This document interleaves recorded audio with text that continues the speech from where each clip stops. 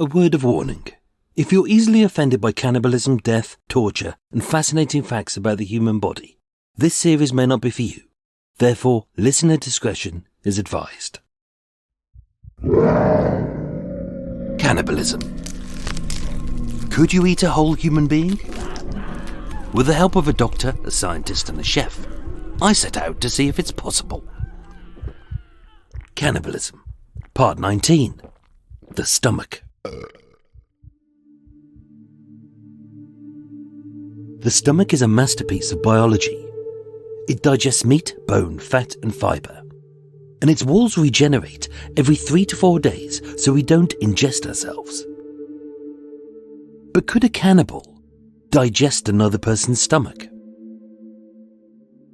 1972, when Flight AF571 crashed in the Andes. Eduardo Straight recalled the moment that they first ate human flesh. He said, "My mind was okay, but my body rejected it." Being frozen, it had no smell to repel them.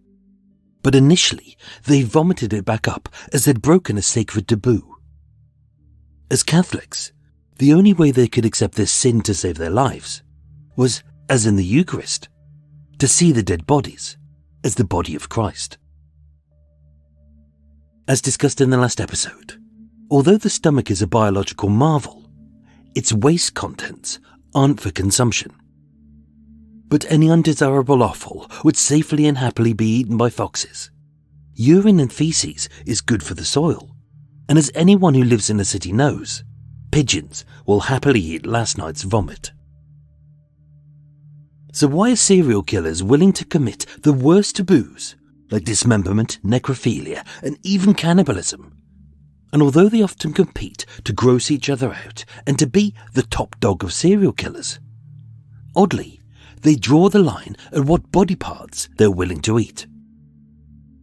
But is that due to a lack of education, a warped moral code, cowardice, or queasiness? In Robert Ressler's book, Whoever Fights Monsters, 40% of serial killers interviewed said that they'd been physically abused as a child, with 70% sexually abused. Manifesting in adulthood as rage, isolation, cruelty, and a lack of empathy, many suffered from stomach problems, like Dennis Nilsen, John Wayne Gacy, Carol Cole, and Aileen Wuornos, to name but a few. And especially cannibals, like Albert Fish, who was sadistically beaten as an orphan, Armin Meiwes, who was abandoned by his abusive father, Jeffrey Dahmer, whose personality changed after a bungled double hernia operation when he was 4, and Issei Sagawa, whose premature birth plagued him with pain, illness, and being unusually short for an adult male. We're all affected by trauma in different ways, and although our brains may blank it out to protect us, our stomach remembers. The stomach is our second brain. It's also a vital part of our emotions, and although vomiting is a natural reaction to poison, it also is to trauma. As according to a study by UCLA, the composition of your gut's microbiome can indefinitely be impacted by intense trauma. Stomach lining, though, needn't be a traumatic meal for a cannibal. As being 3 to 4 days old, it's relatively fresh, and although the walls of muscle and mucus are just 2 to 5 millimeters thick, at 1300 calories, that's just half a day's energy. In cows, stomachs can be repaired by washing, soaking, cutting off any unwanted yellowy brown fat, rubbing it with rock salt and rinsing it with vinegar, a process repeated until the lining is a nice pinkish hue. Then it's scraped with a sharp knife to get rid of any final impurities before it's parboiled for 10 minutes. Stomachs are badly maligned by all of us. During conflicts like World War II, combatants witnessed soldiers on both sides mutilating the bodies of their enemies, with the abdomen ripped open and the stomach filled with discarded rubbish, like chewing gum and cigarette butts, as if it was a waste bin. A cannibal could eat a whole stomach.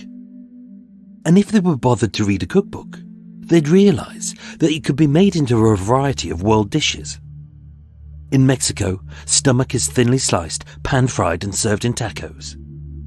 In Scotland, it's a vital component of haggis. In Louisiana, it's stuffed with pork, vegetables, spices and rice and is called ponce. And in many countries, it's rolled up, smoked and is sliced like fine pepperoni. But that's the problem with serial killers and cannibals alike. As although their fans love to bore the tits off everyone about how high their IQ is, they often lack common sense, patience, a strong enough constitution to do the dirty deed in full, and when it comes to preparing and cooking a corpse, they lack the education and courage to turn a dead body into a banquet of delights. But what would you expect from a bunch of maladjusted misfits who live on a diet of burgers, hot dogs and microwave meals? But as much as stomachs can be made into a meal, they can also be used for cruelty. 2007, Czech Republic. Sisters Klára and Katherine Mauerová had a mission from God, or so they believed. Having joined a cult which practiced incest, they confined their sons, aged just 14 and 10, to dog cages, left them to sleep in their own filth, starved, beat and even burned them.